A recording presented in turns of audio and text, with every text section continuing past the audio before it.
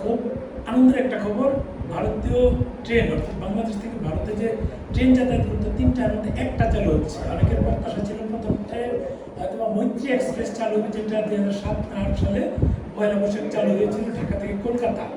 এই ট্রেনটা অনেকে প্রত্যাশা করেছিল এই সময় চালু হবে, কিন্তু সেটা না হয় মিতালি এক্সপ্রেস, যেটা পরে ট্রেন চালু হয় মিতালি এক্সপ্রেস লাস্টের ট্রেন। এই ট্রেনটা ঢাকা থেকে শিলিগুড়ি যেটা যায়, এতে আমাদের যারা সিকিম ট্যুর দিবে তাদের জন্য খুব সহজ হয়েছে। ডাইরেক্ট ট্রেনে শিলিগুড়ি থেকে আমরা একেবারে নর্থ সিকিম চলে যাব।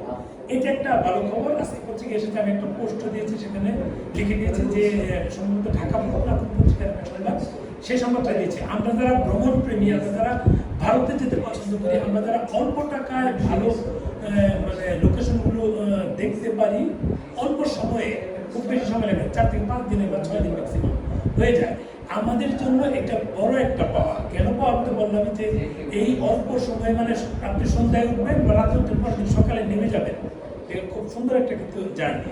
সন্ধ্যায় উঠে পরের দিন সকালে নেমে যাবেন, গিয়ে ওখান থেকে 10টা-11টার সময় আপনারা আপনাদের যে কাঙ্ক্ষিত গন্তব্য সিকিম, সাঙ্গুলে বা নর্থ সিকিম যাবেন, তার জন্য প্রথমে গ্যাংটক যেতে হবে।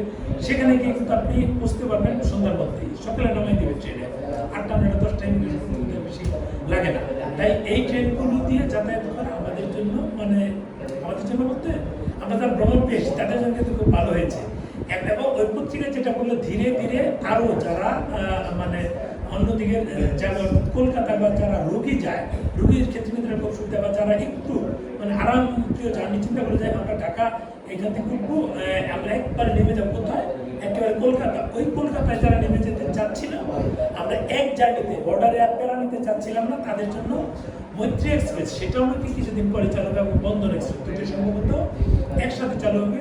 এই লাইনগুলো যাচাই বাছাই করছে, যেহেতু প্রায় 2 বছর বন্ধ, প্রায় 2 বছরই, জুলাই শুরু হয়েছে, 23 মাসের মতো বন্ধ। এই বন্ধ থাকা লাইনগুলো যেহেতু চালু হচ্ছে, আলহামদুলিল্লাহ এরকমভাবে ধাপে ধাপে সবগুলো চালু হবে। আর ভিসা কিন্তু হয়েছে, ভিসা গ্র্যান্টেড আর প্রিন্টেড হয়েছে, যেগুলো আমরা 29 তারিখ জমা দিয়েছিলাম।